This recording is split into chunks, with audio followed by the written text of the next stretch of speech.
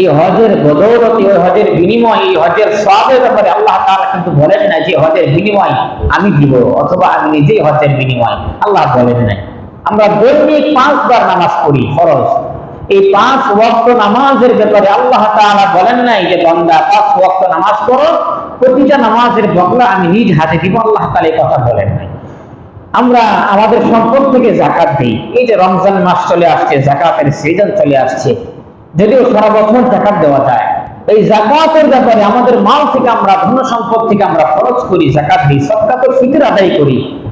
আল্লাহ রাব্বুল আলামিন কিন্তু বলেন নাই যাকাত দিলে আমি তোমাদেরকে আমার নিজ হাতে তোমাদেরকে পুরস্কৃত করব।